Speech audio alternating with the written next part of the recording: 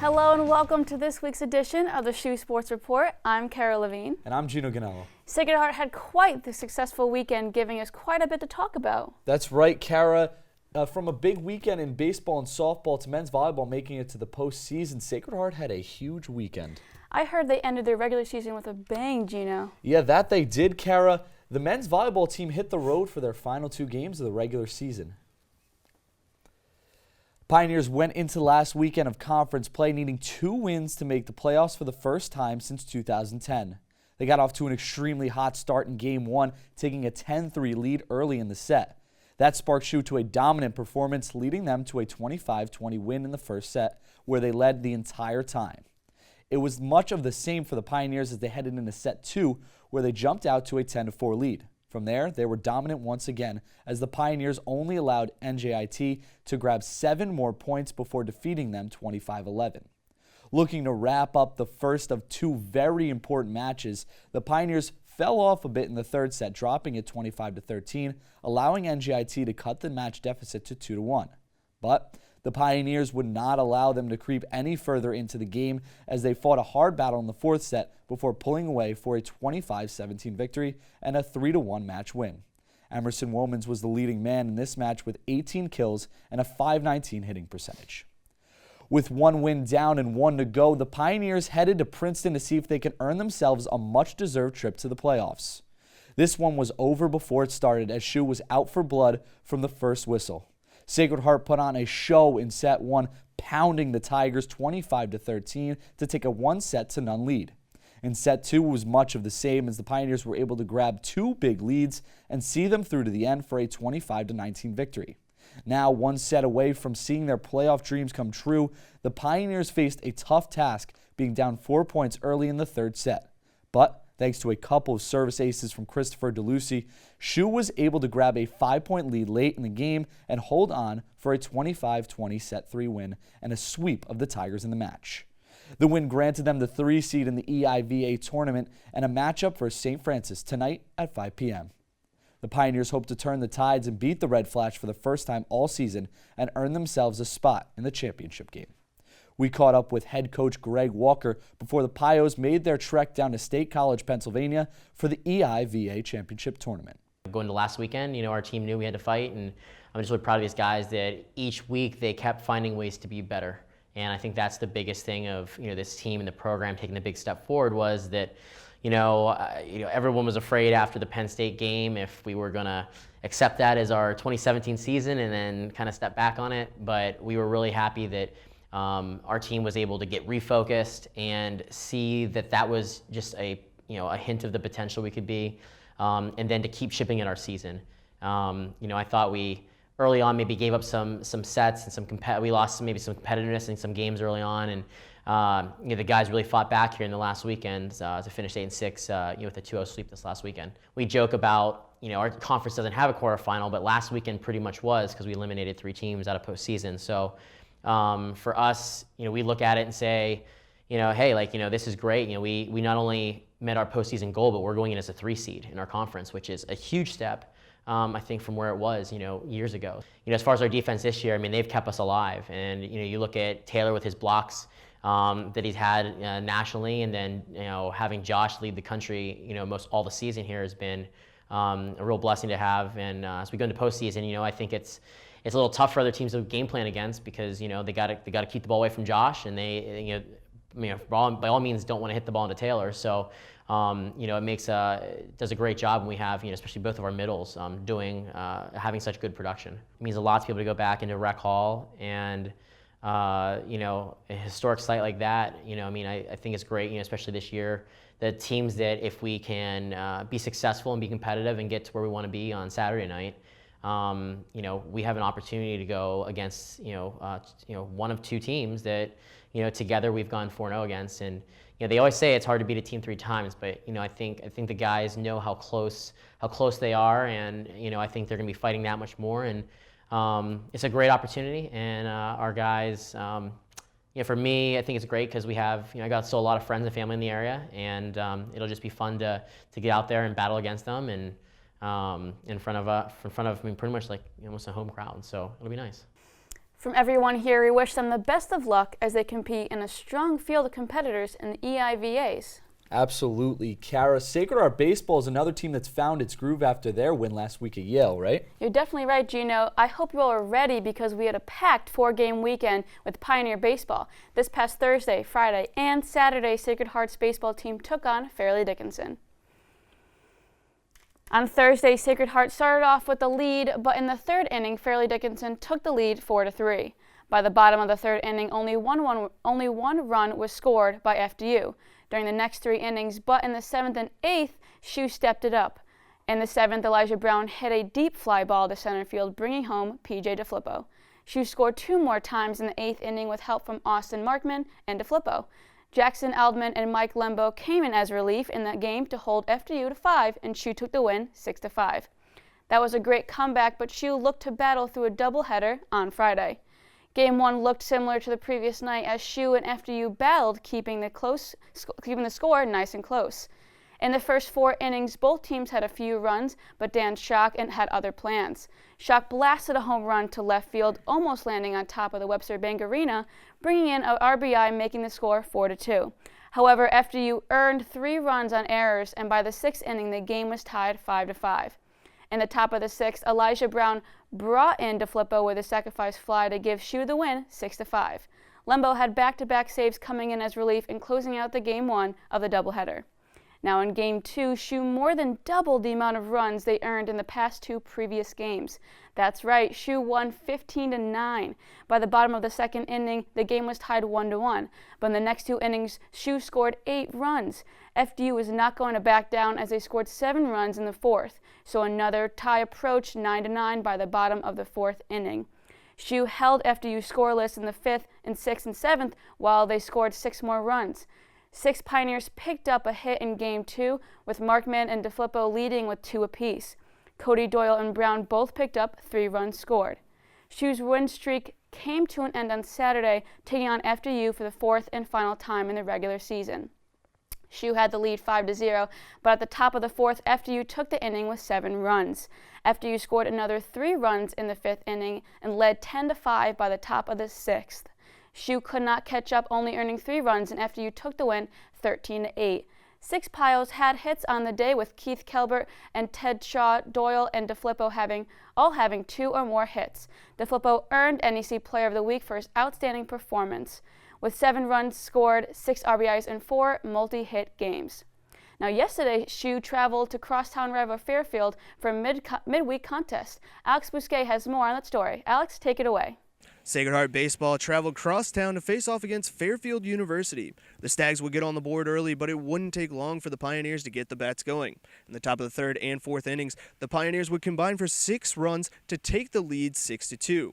In the top of the 6th, the Pioneers would tack on another 2 runs before the Stags would get 1 back of their own in the bottom of the 6th, making the score 8-3. The Pioneers would then go on to hold Fairfield to 3 hits and 2 runs, closing out the game 8-5. Stephen Tebow went 2 for 3 with 2 runs and 1 RBI. The Pioneers host Wagner for a 4-game series starting tomorrow at 3 p.m. Kara, hopefully they can keep up that momentum going into the rest of the season. Only 8 more home games left, so make sure you get out there and enjoy the weather and some SHU baseball.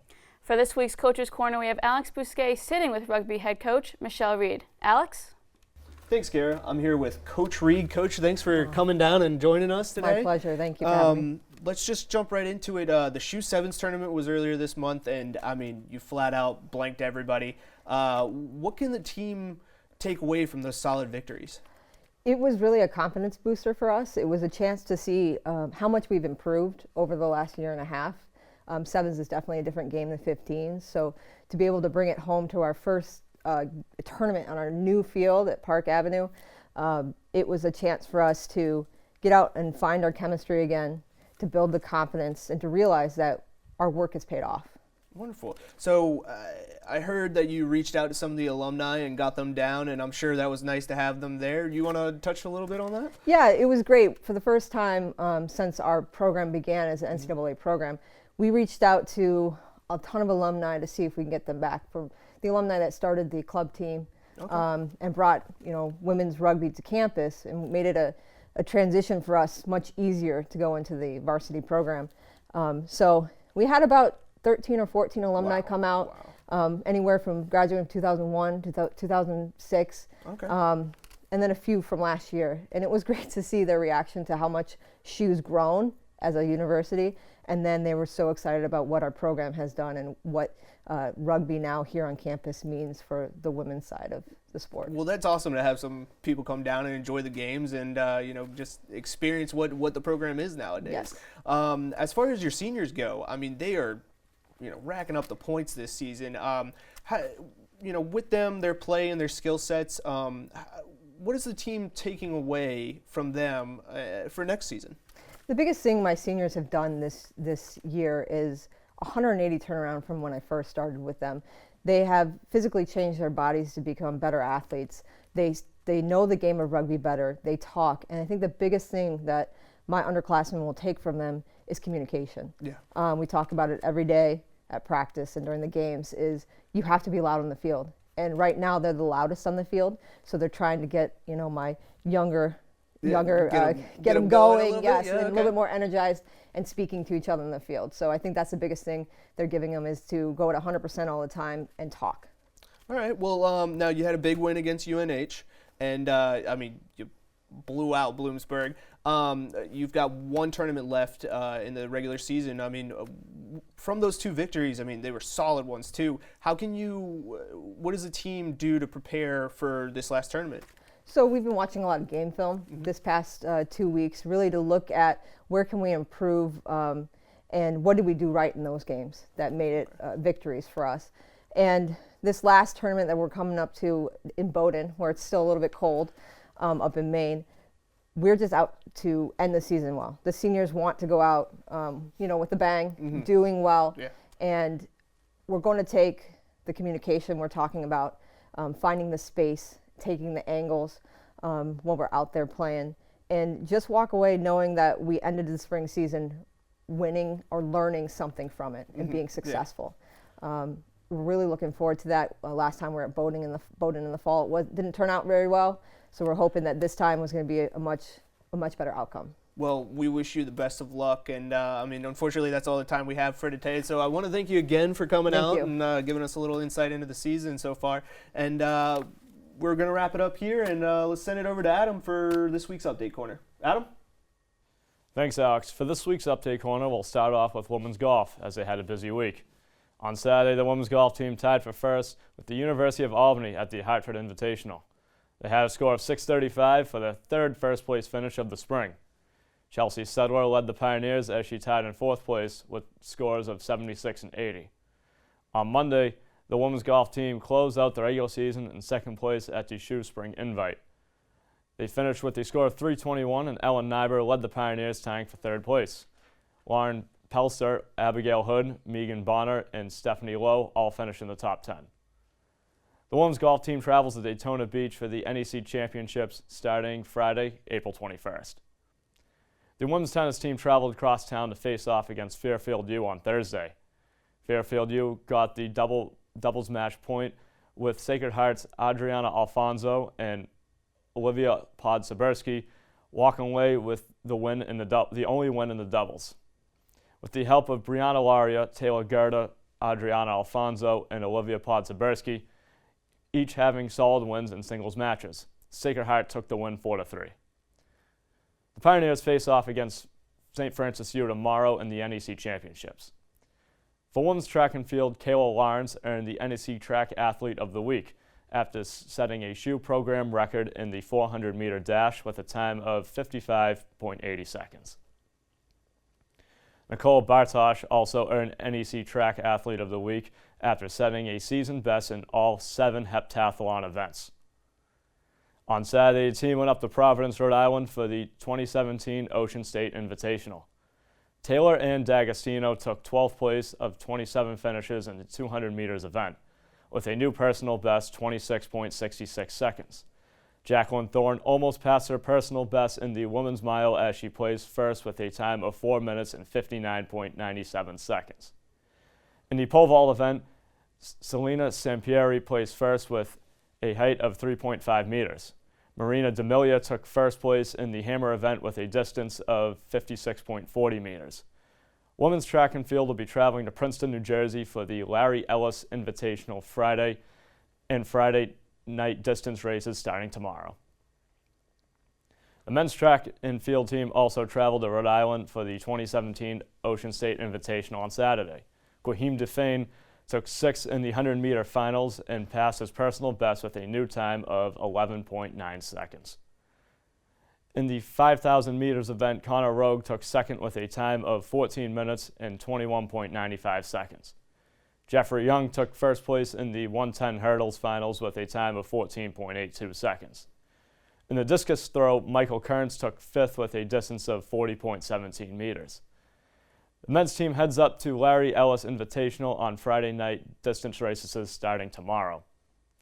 That's all we have for this week's Update Corner. I'm Adam Chambers. Let's send it back to the desk. Thanks, Adam. Now, there was plenty of excitement in the Sacred Heart women's lacrosse world as they traveled to Brooklyn to take on the Blackbirds this past Friday.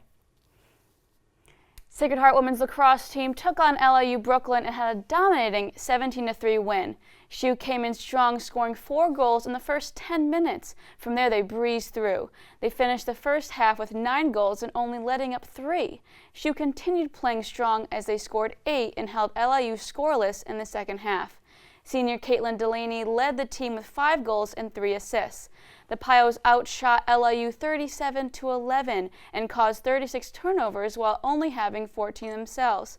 Now 2-1 in the NEC, Sacred Heart will continue conference play tomorrow as they head to Wagner at 3 p.m.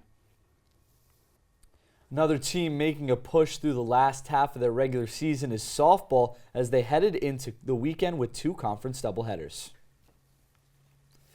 Pioneers traveled to Rhode Island this past Friday to take on Bryant in their first doubleheader of the weekend.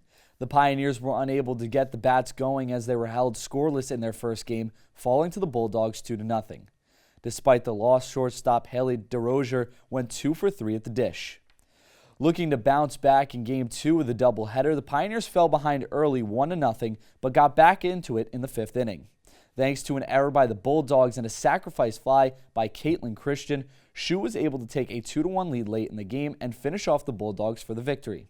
Kristen McCann had a very good day on the mound, going the full distance while only allowing 1 run on 3 hits with 3 strikeouts. With 1 doubleheader under their belt, the Pioneers headed home to take on Wagner on Saturday. SHU jumped out to an early lead off an RBI single that would give them a 2-0 lead in the 4th inning. Wagner would get back into it in the top of the 6th and tie the game at 2, but the Pioneers were able to grab 2 runs of their own to take a 4-2 lead that would end up being the final score. Jamie Carlson pitched another complete game, allowing 2 runs on 4 hits with 4 strikeouts. Looking to get the sweep in the doubleheader, SHU took the field for the second game of the day. It was a tight game through 7 innings, but a first-inning run would be the difference as the Pioneers fell 1-0 at home. It was another good day for Kristen McCann, though, as she struck out 9 while only allowing the 1 run in her second consecutive complete game. The Sacred Heart softball team traveled to New Haven yesterday for a doubleheader against the Yale Bulldogs. Alex Bousquet has more on the story. In Game 1 of the doubleheader versus Yale, the Pioneers found themselves tied up at the top of the 7th as an error brought in Andrea Sidor. The game was forced into extra innings, but the Pios couldn't hang on as they lost the first one 3-2.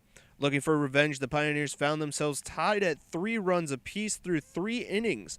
In the top of the 4th, the Pioneers took a 7-3 lead off of 2 doubles and a Lindsey Spitz home run. From there on out, the Pioneers held the Bulldogs to only 2 hits, securing the victory 7-3. The Pioneers are back in action today at 3:30 p.m. as they face off against crosstown rival Fairfield University. Gary, I heard the men's lacrosse team had quite the game here at Campus Field this past weekend. That's right, Gino. The Sacred Heart men's lacrosse team hosted St. Joseph's in an exciting matchup on Saturday. Sacred Heart led the first quarter 3-2, but the game was just getting started. Right into the second quarter, the Hawks scored 2 fast goals to take the lead 4-3. Brian Macy and Joe Sagasi returned the favor by scoring 2 goals for SHU to take back the lead 5-4. The Hawks came back again to have the lead at the half, but that just brought more fire from SHU as they took a 5-0 run in the third quarter, all from 5 different players. The Hawks fought through SHU's defense as they scored 3 goals to tie it at 10-10. With one more goal from each team, the game went into overtime. The Pios won the faceoff as Bryce Jerk powered past the Hawks defense. He found Macy in front, who ended up scoring the game-winning goal. That goal gave Macy a hat trick on the day and the conference win. Brooks Dutton had 10 saves in goal, and Tagasi had 3 assists. Men's lacrosse is back in action for senior day here on Campus Field as they host Cleveland State this Saturday, so I better see you all there. Now that's all the Sacred Heart sports action we have for you this week on the SHU Sports Report. Make sure to tune in next week for all your results, stats, highlights, and more. From all of us here, I'm Gino Ganello. Thanks for watching.